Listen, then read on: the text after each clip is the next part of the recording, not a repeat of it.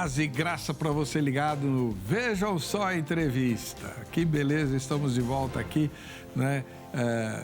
Eu tive aí umas questões cirúrgicas para tratar e por isso eu fiquei um pouquinho afastado das gravações, mas estou voltando agora com muita alegria por ter você na nossa audiência. Hoje nós vamos conversar sobre dois temas muito importantes e que para muita gente são iguais, porém não são.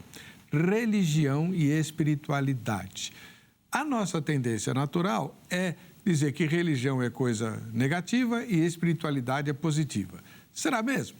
Como é que funciona a relação entre essas duas verdades e como podemos tirar proveito do ponto de vista cristão, bíblico, destas entidades, vamos chamar assim, da nossa vida? Afinal de contas, não somos apenas matéria, né?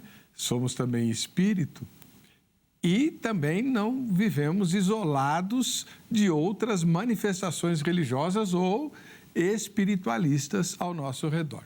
Para tratar de todas essas questões, um amigo pessoal muito querido e amado, extremamente inteligente e humilde, está conosco. É o reverendo professor Dr. Valdinei Ferreira. Seja muito bem-vindo. Paz e graça.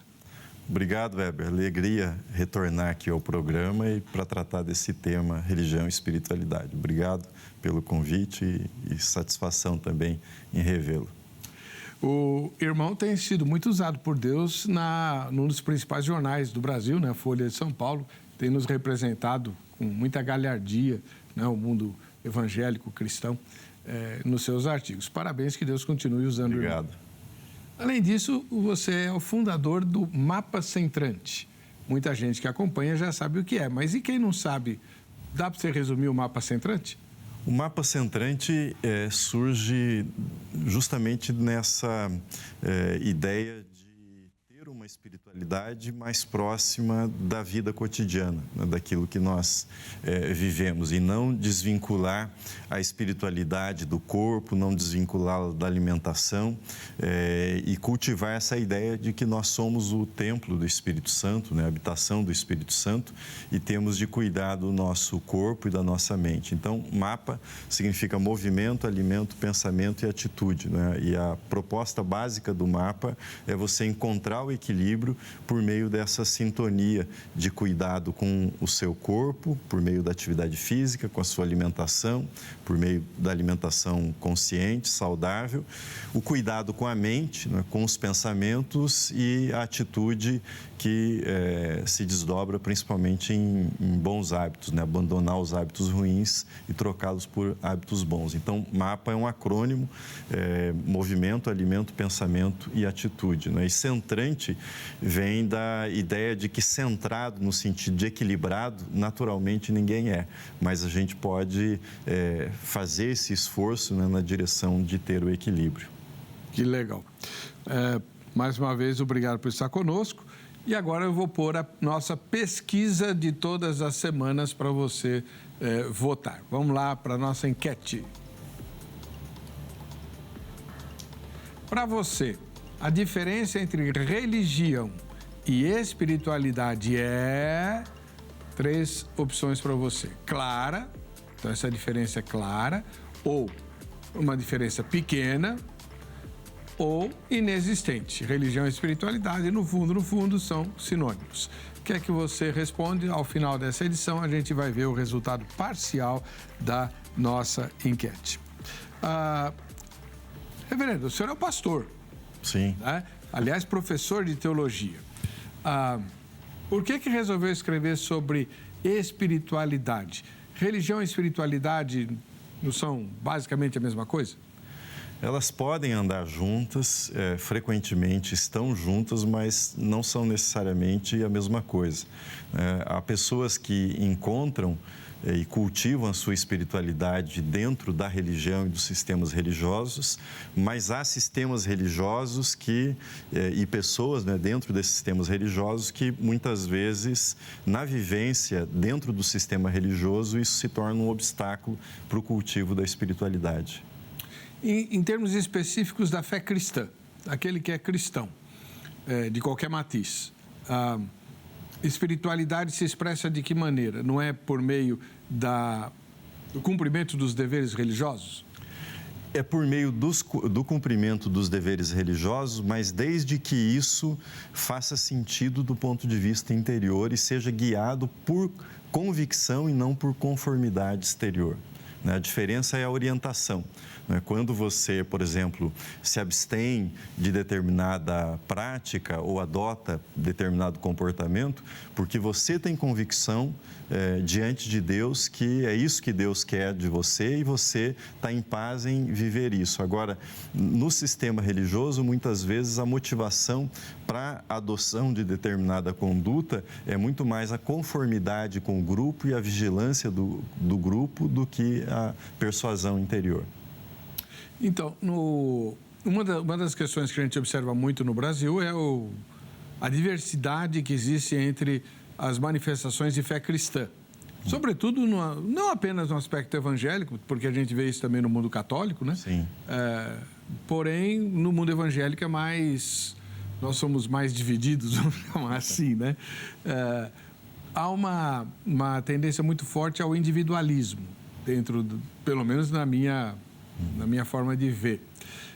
Deus fala especial e diretamente comigo. Esse é uma das bandeiras do pentecostalismo clássico, inclusive, né? Não só do neopentecostalismo.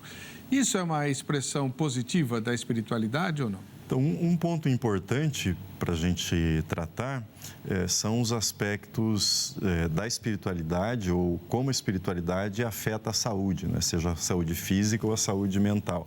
Aliás, o Conselho Federal de Medicina, foi noticiado recentemente, criou um grupo, uma comissão para estudar e avaliar os impactos da espiritualidade sobre a saúde, né? A espiritualidade, ela nunca é neutra em relação à saúde, né? Ela é sempre um fator que ou promove ou atrapalha a saúde, né? Nunca é um fator, ela tem sempre um efeito que é protetivo, né? Um efeito que pode degenerar a própria saúde. Então, isso é uma coisa bem interessante da gente avaliar também. E como é que o irmão, saindo um pouquinho essa coisa religião e espiritualidade, como é que o irmão vê o crescimento bastante grande do desinteresse pelas questões da fé, pelas questões da religião e, acredito eu, não sei, isso também implica em desinteresse espiritual? Nem sempre implica em desinteresse espiritual, né? Boa parte das pessoas que hoje se apresentam como desigrejados, que não estão como membros de uma igreja, estão nessa condição porque foram feridas em nome de Deus. Né? Um tema que vem aparecendo com muita frequência é o tema do abuso espiritual, né? Que é quando você tem uma determinada liderança que age sobre a vida da pessoa, né, ditando nos mínimos detalhes como ela deve viver, o que ela deve fazer, né, e se valendo dessa autoridade, muitas vezes para manipular de acordo com seus interesses carnais, né? Então, esses desigrejados, esses que não estão na igreja, né, muitos não estão porque foram feridos, né, em nome de Deus e dentro do próprio sistema religioso. Como é que eles expressam a espiritualidade? Então, a espiritualidade, essa é uma diferença boa da gente fazer, né? A religião, ela é marcadamente coletiva, né? Então, quando você faz o louvor na igreja, quando você cumpre as suas obrigações que são ritualísticas na igreja, você está exercendo a sua religiosidade. Quando você entoa o seu louvor particular, quando você faz a sua oração, quando você faz a sua leitura da Bíblia e a sua reflexão, você está trabalhando a partir da sua espiritualidade, né? Então, a espiritualidade, ela está sempre mais nesse campo da individualidade e de como você se apropria dos elementos que são religiosos para a sua vida pessoal. Então, nesse sentido, não é impossível que uma pessoa cultive a sua espiritualidade. Mas uma espiritualidade saudável, ela também não é uma espiritualidade individualista, né? Ela vai manter essa tensão entre o coletivo e o pessoal, porque o isolamento, né, ele indica também um comportamento imaturo. Imaturo? Imaturo, tanto o isolamento, no sentido de você não conseguir nenhuma conformidade com o grupo, ou a conformidade total com o grupo, as duas condutas são condutas que têm alguma imaturidade, né? Quando você se conforma totalmente à religião e à religiosidade, você anula a sua individualidade. Quando você só valoriza a sua individualidade, você acaba se refugiando num mundo que também é ilusório, né? Não há possibilidade também do desenvolvimento da espiritualidade que não seja relacional, que não seja em contato com o outro. A religião é um fenômeno natural? A religião não é um fenômeno natural, mas a espiritualidade é. Eu diria que a espiritualidade vem primeiro, porque a espiritualidade diz respeito à pergunta, não é? Quem eu sou, o que existe depois da morte, ou na espiritualidade a gente tem, por exemplo, a experiência do deslumbramento, não é? Quando você olha uma noite com o céu estrelado, um pôr do sol, você tem essa experiência de encantamento, é uma experiência de espiritualidade, né, em que você se pergunta pelo Criador. Já a religião, ela é a organização dessa espiritualidade, a sistematização dessa espiritualidade para a coletividade e para a transmissão de uma geração para outra. Então, religião não é necessariamente uma coisa ruim. Não é, porque muita gente consegue alimentar a sua espiritualidade dentro dos sistemas religiosos organizados.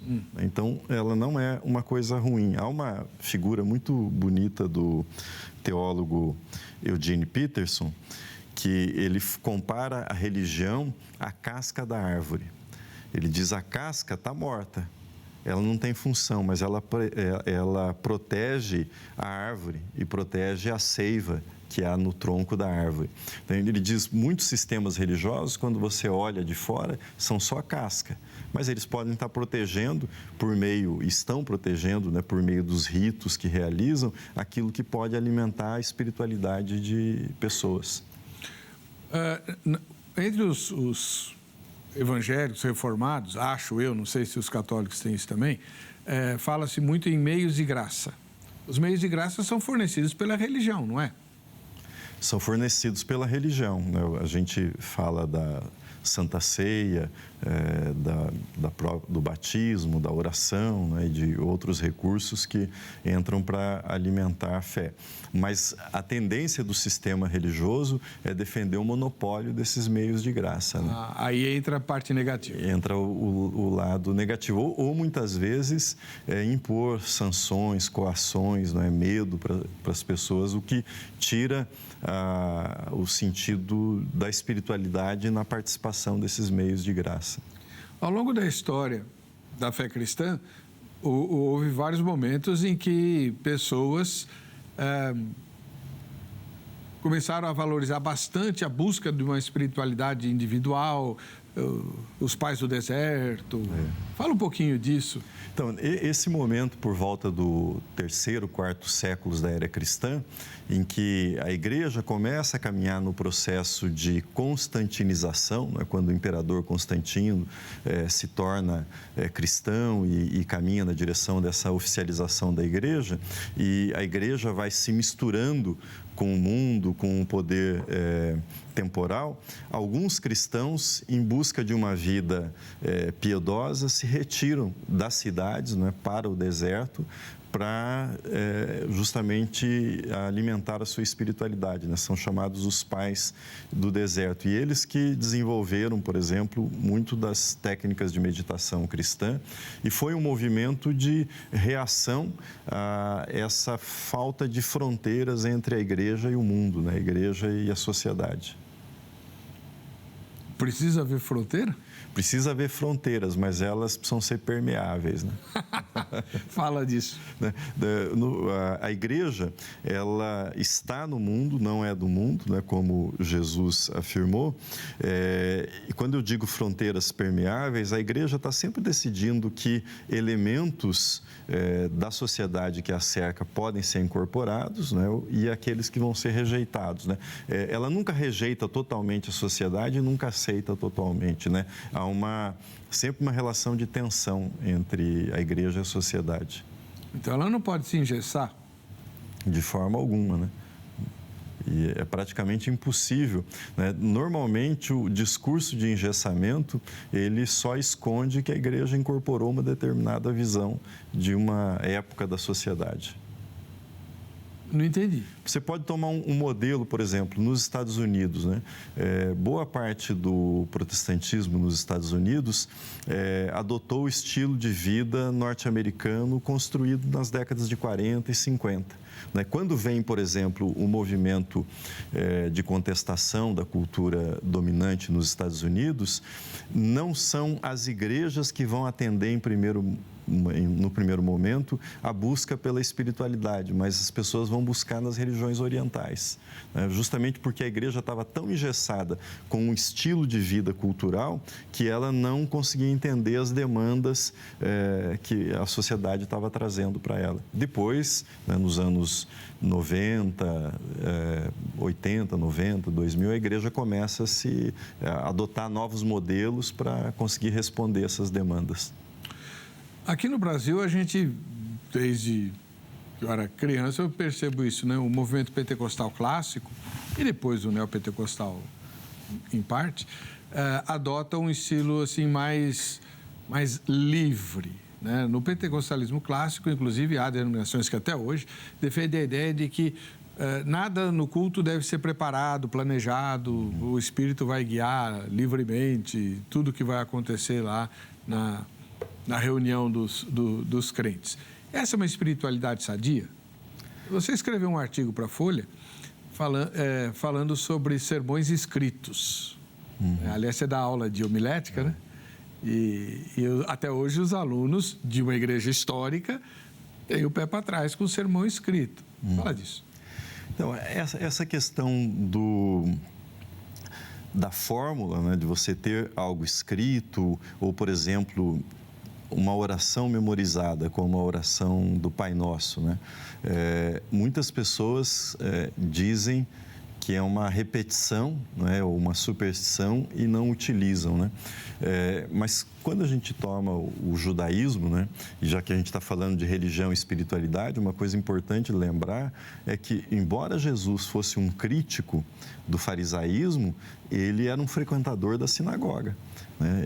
Ele não usou a crítica para se afastar da sinagoga, né? Mas ele não era um desigrejado. Ele fazia, exato, ele estava na sinagoga, né? Então... apanhando, mas estava lá. Na luta com eles, né? Então, eu acho que isso a gente precisa lembrar, né? Ter em mente que existe essa tensão, né? E permanecer nela. Mas a segunda parte da sua questão... A questão do culto muito livre e do planejado. Então, na verdade, esse livre não existe, né? Porque o que você tem são fórmulas orais que são memorizadas e reproduzidas ou fórmulas escritas, né? Agora, seja por detrás da fórmula oral memorizada ou da escrita, conta a sua fé, né? Conta a sua integridade, o seu desejo de agradar a Deus, de ser um instrumento, nesse caso especificamente do sermão, né? Eu acho que eu respeito muito, a gente recebe na faculdade muitos alunos hoje de igrejas pentecostais, né? E por exemplo, o meu curso de homilética não é para fazer com que o aluno pentecostal pregue como alguém de uma igreja reformada, mas que dentro da cultura dele, ele faça o melhor sermão possível, né? E aí entram as questões relacionadas à interpretação do texto, você entender algumas regras da comunicação, né? Para mim, o decisivo não é a informalidade ou a formalidade, né? Mas aquilo que precede um estilo ou outro, né? Que é a seriedade. O que conspira contra a sadia espiritualidade? Conspira o próprio pecado, né? E pecado naquele sentido que você conhece, né? O reverendo Jorge Bertolazzo Stella, que defendia pecado como, ele dizia, pecado é não ser o que eu poderia e deveria ser para Deus e para o próximo. Eu gosto dessa definição dele, acho que ela é bem objetiva, né?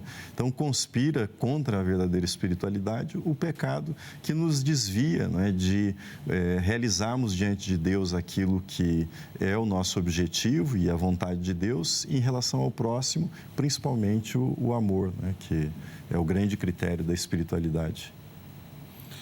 Ela é sempre individual? A espiritualidade é vivida, não é que ela não é individualista, ela é sempre pessoal.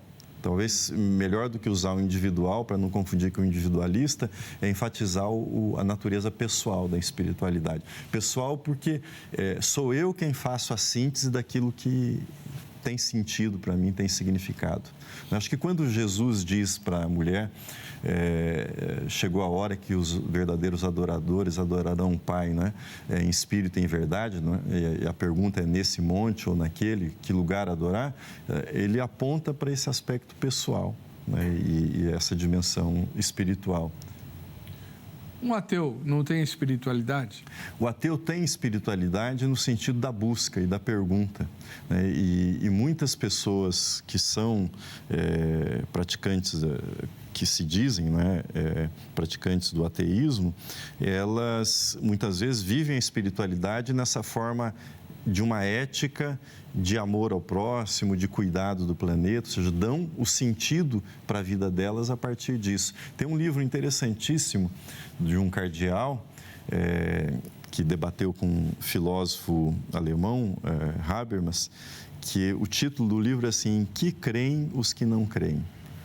Que é uma ironia muito boa, né? Que creem os que não creem, porque creem, né? Creem na humanidade, creem no amor, né? E tentam orientar a vida para isso, né?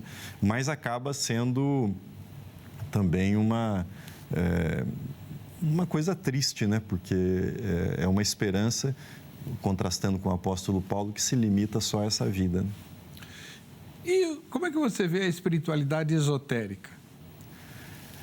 Eu acho que ela responde a essa busca do ser humano. O ser humano está sempre buscando alguma coisa em que se apegar, alguma coisa que possa dar esperança, que possa responder as perguntas, né? Há um sociólogo, Émile Durkheim, né, que foi um dos primeiros estudiosos da religião.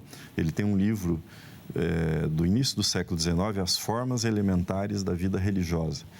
E logo no início desse livro ele diz o seguinte: quem vai a uma igreja não vai em busca de explicação, vai em busca de força. E a ideia dele era a seguinte, né? A pessoa que vai a uma igreja, ele não quer saber de uma estatística. Por exemplo, se 10% da população está sem emprego, ele quer saber por que, dentre os 100 da fábrica, da empresa dele, o nome dele estava na lista dos que foram despedidos e não dos que ficaram na empresa, né? Então, a busca da espiritualidade é sempre a pergunta pelo pessoal, né? Por que aconteceu comigo? Por que essa doença comigo? Por que eu perdi o filho? Né? Por que esse infortúnio veio para mim? E aí não é explicação, aí é força, né? E é justamente o rito, né, que traz para a pessoa essa força, essa esperança. Por que você defende a ideia de menos religião e mais espiritualidade se as coisas são afins? Porque eu entendo que deve haver, da nossa parte, uma intencionalidade de ter realmente significado naquilo que nós recebemos da religião, né? Um significado pessoal. Há o Dallas Willard, né? Ele, no livro dele, Conspiração Divina, ele diz que espiritualidade é você agir diante da plateia de um só, né, que é o próprio Deus. Algumas pessoas definem, né, que reputação é aquilo que você é para os outros e diante dos outros, né, e age dessa ou daquela forma pela sua reputação. E caráter é aquilo que você é diante de Deus, né? Então, se a gente fizer uma transposição, a espiritualidade é se guiar muito mais por convicções que são pessoais, daquilo que você se apropriou da mensagem religiosa, do que pela conformidade com o grupo e para agradar o grupo. Eu não tenho nada contra a religião, porque sou pastor, né? E atuo dentro de um sistema que é religioso. Mas Eu sei, Heber, e você deve saber que para muitas pessoas a motivação para estar na igreja é muito mais a conformidade, né? O agradar esta ou aquela pessoa, o medo, se eu faltar à igreja, o que é que vão pensar de mim? É muito mais a preocupação com o outro, né, do que a preocupação diante de Deus. No fundo, uma espiritualidade sadia elimina as obrigações religiosas. Aquilo que vai ser feito por causa da religião não será feito por obrigação. Será feito por convicção.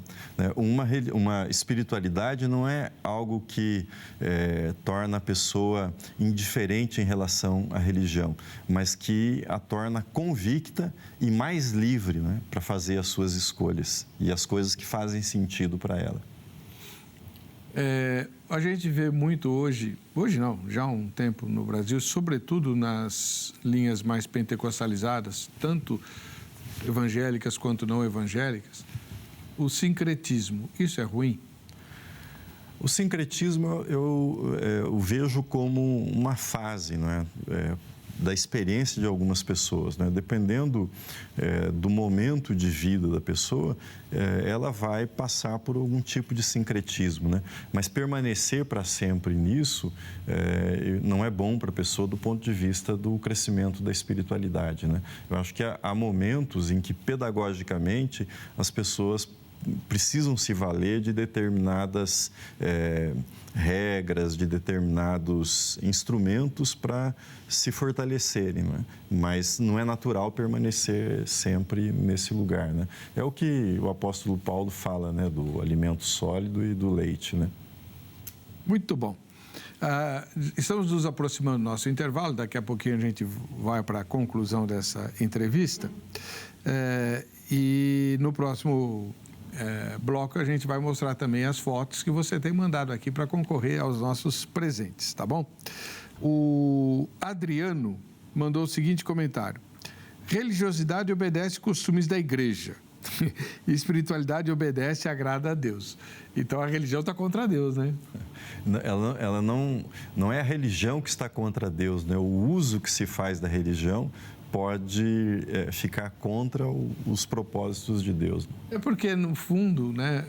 Quanto tempo ainda tem, Angélica? O religioso, muitos religiosos acabam usando a religião como meio de vida, então aí eles precisam defender os interesses deles e não os necessariamente da religião, né?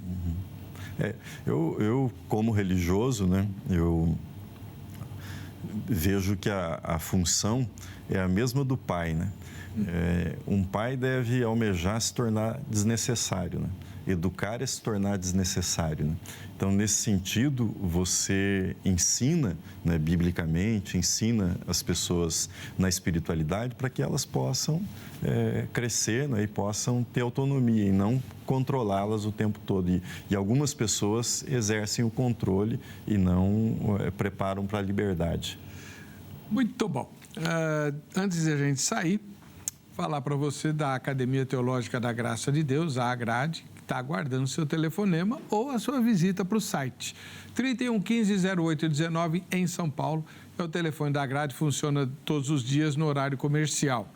Lá você se informa sobre as várias possibilidades de estudar a Palavra de Deus, sobretudo o curso novo, curso em plataforma de ensino à distância, que a AGRADE está oferecendo, de excelentíssima qualidade, você pode estudar em qualquer lugar do planeta. Agora, se você usar o site AGRADE, eu vou te dar uma dica, dá uma passadinha também pelo site da nossa emissora, né, o HIT TV, para que você possa mandar a sua sugestão, sua crítica a respeito do Vejam Só Entrevista, dizer quem que você gostaria de ver aqui sendo entrevistado e por aí vai, tá bom? Volto já já com a sua fotografia aqui no Vejam Só.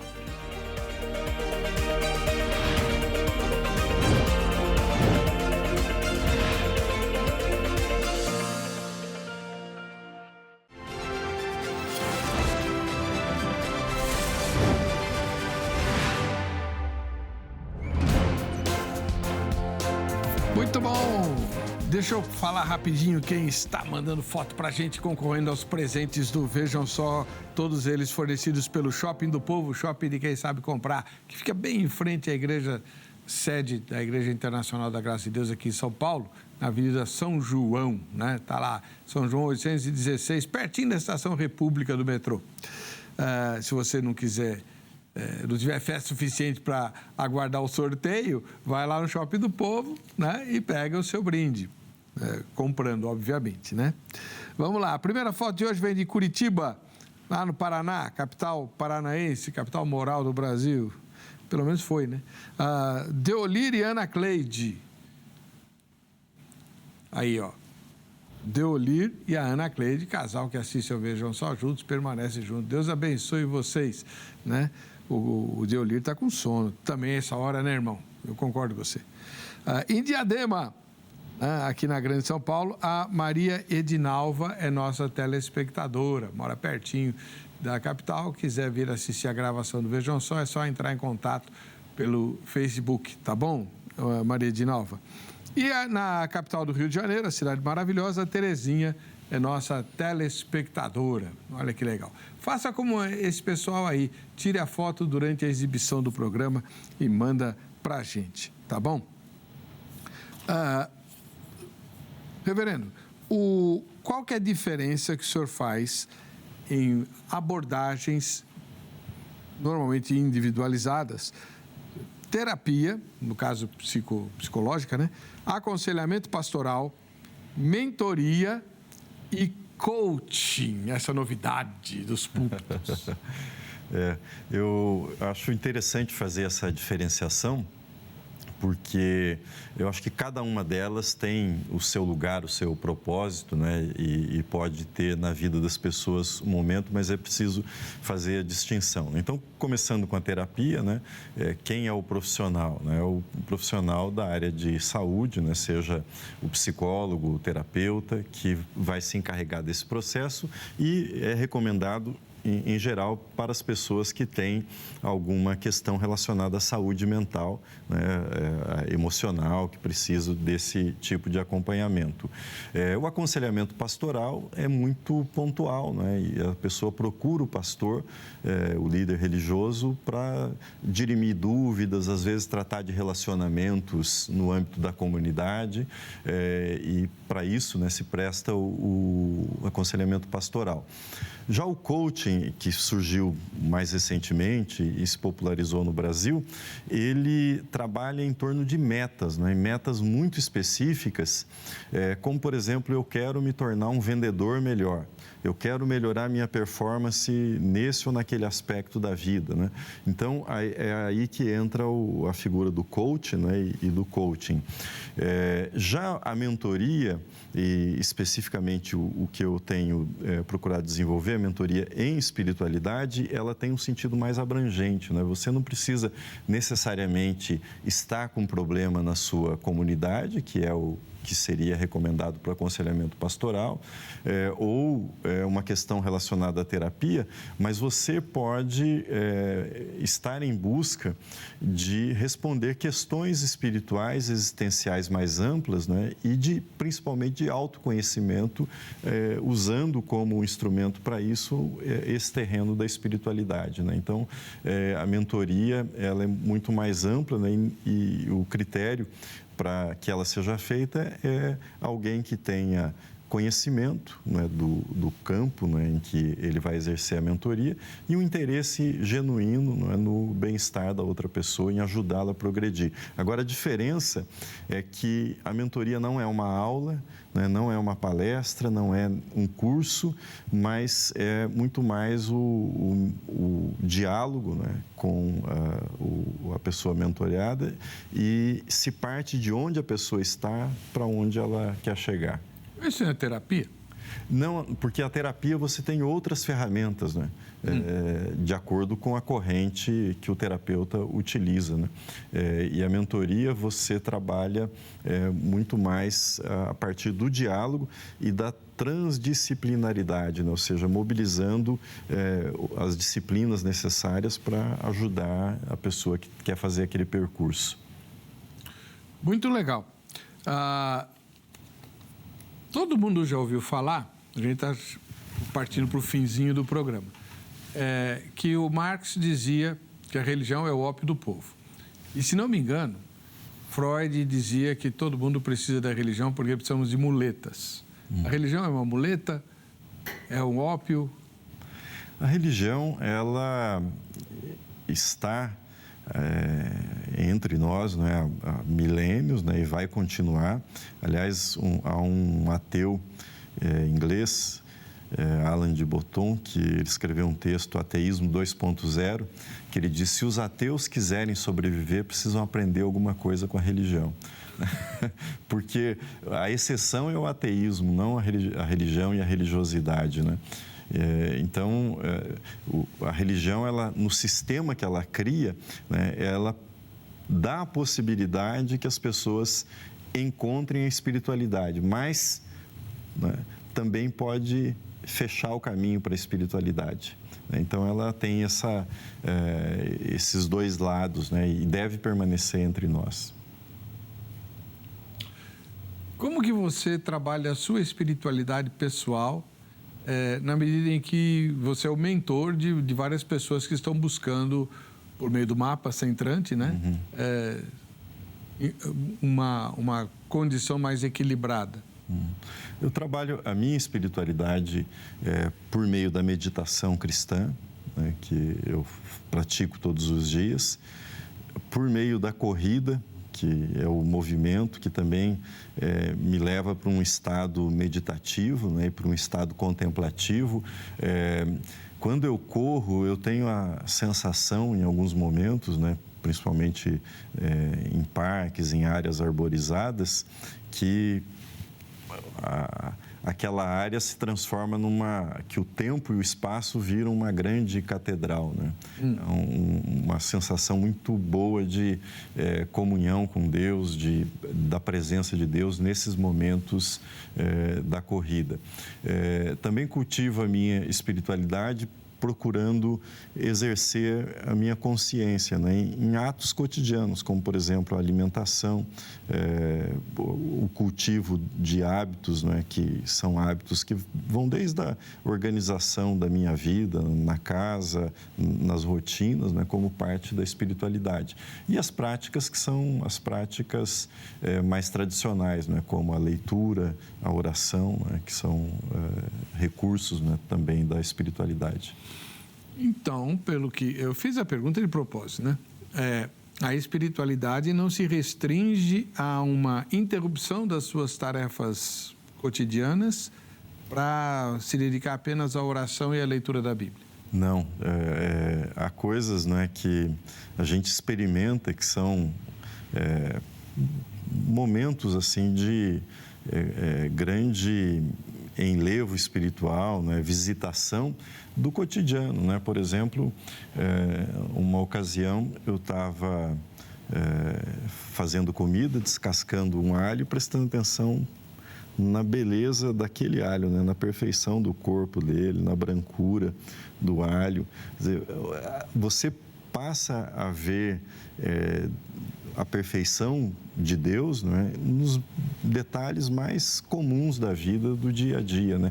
Você não precisa esperar um grande momento de louvor para ter a presença de Deus na sua vida, né? A experiência que Deus está presente na vida, no dia a dia. Como é que você chegou a esse tipo de entendimento da espiritualidade? Olha, eu comecei esse processo, né? Eu sempre tive interesse na espiritualidade contemplativa, nessa espiritualidade que você mencionou dos pais do deserto. Mas esse processo eu começo em 2008, depois que eu tinha terminado o doutorado e estava num processo de muito estresse, né? De sobrepeso, muito cansaço. Aí é que eu inicio uma busca e essa busca me leva nessa direção do cuidado do corpo, por meio da atividade física, depois do cuidado com a alimentação e do cuidado com a mente. Então, vamos lá. Para boa parte dos cristãos, há uma tendência muito grande de identificar aquilo que o Novo Testamento chama de carne oposta ao espírito, corpo e alma. Não é assim. Então, carne no Novo Testamento é egoísmo, é a vontade humana egoísta que se opõe a Deus, né, e ao amor a Deus e o amor ao próximo, né? Não é o corpo? Não é o corpo, a carne, né? Você pode, e tem no Antigo Testamento menções como sinônimo carne enquanto corpo, para falar da temporalidade do corpo, da finitude do corpo, né, desta carne. Né? Mas quando se refere ao corpo, né, no Novo Testamento ele não tem essa conotação negativa, né? Nem no Antigo Testamento, né? Mas no Novo Testamento o corpo é a habitação do Espírito Santo, né? O corpo é o objeto da esperança de ressurreição, né? Jesus ressuscita com o corpo, né? Você acredita em vida consciente após a morte e antes da ressurreição? Eu acredito que quando nós fechamos os olhos aqui, a nossa consciência passa a existir na presença de Deus, né? Nós passamos a existir na presença de Deus, que hoje nós chamamos de céu. Mas o que eu acho muito rico, Heber, na doutrina da ressurreição, é que o que nós somos nessa pessoalidade, né? Não individualidade, mas pessoalidade, é tão preciosa aos olhos do Criador, que Deus nos promete a ressurreição. Quer dizer, as nossas experiências aqui, elas não são desperdiçadas, né? Quem nós nos tornamos aqui é parte daquilo que nós seremos na eternidade. E isso inclui o nosso corpo, por isso a gente deve zelar bem do corpo. Existem alguns grupos cristãos que têm uma preocupação maior com a saúde, e enquanto a maioria só pensa na alma, né? Vamos chamar assim. A maioria está errada. A maioria está errada. Esse desprezo que se criou no cristianismo, né, de acreditar que Deus está preocupado só com a alma, com a salvação da alma, é uma distorção da doutrina cristã no Antigo Testamento e também no Novo Testamento. Você é vegano? Não, não sou vegano. Já tive algumas experiências, mas hoje eu como pouca carne vermelha. Antes eu sentia falta da carne vermelha, hoje eu como bem menos do que eu já comi, né? Acho que, como a maioria dos brasileiros, sempre tinha aquela ideia que um almoço, uma janta, precisa ter carne para ser um almoço e janta, né? E aumentei consideravelmente a quantidade de grãos e vegetais nessas refeições e me sinto muito melhor, né? Mas grãos com proteína? Aquilo que... Eu não faço um plano sistemático de substituição da proteína pela proteína dos grãos, mas eu procuro incluir o máximo possível, né, nas refeições. E a sua família acompanha? Olha, tudo é Você faz a sua comida separada? Não, tudo é muito livre, né? Não tenho regras de... eu acho que é muito chato também quando a gente vira evangelista de comida, né? De tentar persuadir os outros, né? Mas, na medida do possível, há uma integração, né? Ir a um fast food é heresia? Então, aí o meu pecado, né, o pecado que é o ultraprocessado, né? Nesse sentido, o fast food, comida de pacotinho, refrigerante, esse tipo de coisa, realmente é comida impura. Você tem uma menina em casa, uma pré-adolescente, como é que você faz? Não, ela nunca experimentou refrigerante. Você está brincando? Por decisão dela, aliás, ela falou isso ontem. Uau! Parabéns, qual é o nome dela? Cecília. Cecília, parabéns, vou pôr você no museu. uma tremenda de uma exceção, né? Dentro de todas aquelas coisas que você mencionou sobre terapia, aconselhamento, o melhor de todos é a mentoria, né? Eu não diria que é o melhor, mas o que pode servir do ponto de vista da espiritualidade. Uhum. Porque o que acontece, né? Como pastor, eu sei que muitas pessoas na igreja não se abrem completamente com o pastor, né? Porque elas estão dentro de uma comunidade, ocupam posições nessa comunidade. Então, o aconselhamento pastoral, ele é muito pontual. né? Ocorre 1, 2 vezes, 3, né? Muito espaçado e geralmente em torno de determinados problemas. A terapia, como eu indiquei, está muito ligada às questões emocionais ou problemas relacionados à saúde mental. Se eu não estou numa situação conflitiva na minha comunidade ou com uma situação de pecado que eu queira resolver num sentido emergencial, mas eu quero ter um plano de crescimento para a minha vida. Enquanto ser humano, crescer no meu conhecimento, nas minhas atitudes, principalmente nas transições de vida, que são as transições de casamento, as transições de promoções, de aposentadoria. Hoje as pessoas vivem cada vez mais, e se aposentam e têm pela frente ainda 20, 30 anos pela frente. O que vão fazer nesse período? Então, a mentoria de espiritualidade é muito mais para quem quer cuidar desse desenvolvimento, não num contexto de crise, mas num contexto eu quero conhecer a boa, agradável e perfeita vontade de Deus para a minha vida. Eu não vou fazer isso sem uma intencionalidade, sem um plano, sem algo sistemático.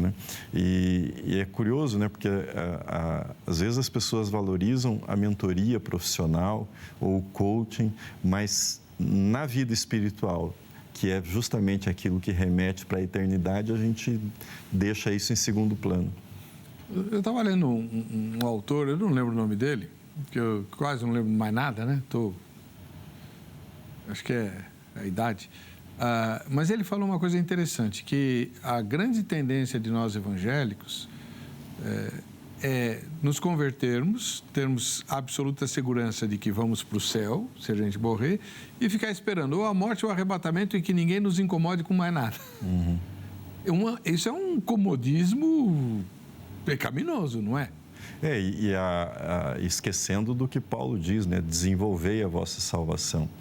Entender que o crescimento do cristão é um processo. E eu acho que a gente faz uma distinção, que eu vou falar aqui é polêmico, mas a gente faz uma distinção achando que é exatamente isso. Você se converteu, tem a garantia do seu bilhete, da sua entrada no céu, e a passagem para o céu vai zerar o jogo. Você começa a ser alguma outra coisa sem os defeitos no céu.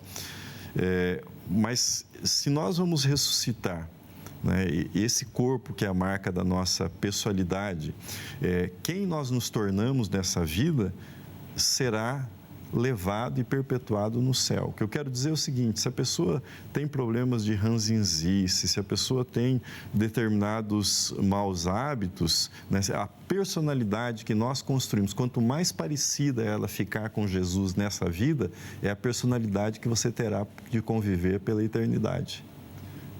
Então, você está construindo aqui quem você será na eternidade. Por isso que eu acho que o desenvolvimento, o crescimento espiritual, ele deve ser tomado com a maior seriedade.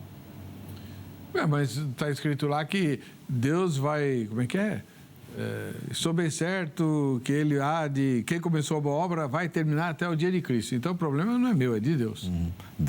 Vai terminar essa obra da salvação, Mas não...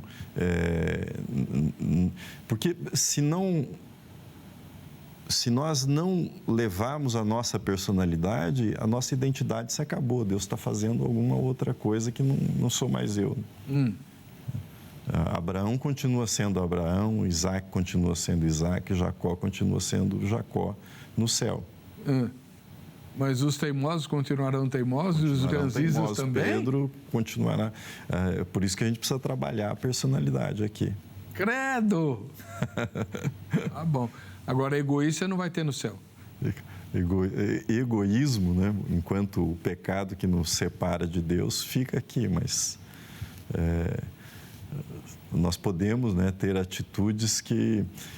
eu acho que toda a doutrina do galardão precisa ser reinterpretada à luz disso, de que há uma continuidade. Muito bem.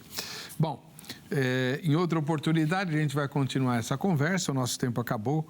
Muito obrigado, reverendo doutor Valdinei Ferreira, fundador do Mapa Centrante, Quem quiser entrar em contato com ele, os contatos foram publicados ao longo do programa, E, se você quiser, na nossa rede social, né, no Instagram, @programa Vejam Só, você tem o contato dele lá a hora que você quiser, tá bom? E vamos pôr o resultado da enquete no ar. É um resultado parcial, tá bom? Para você, a diferença entre religião e espiritualidade é... A maioria esmagadora votou no clara. É uma diferença clara, 79%. Já 12% disseram que é uma diferença pequena e 9% disseram que não existe diferença.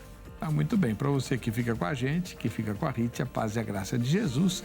Querendo o Senhor, na próxima sexta-feira estaremos novamente aqui com mais uma entrevista. Até lá.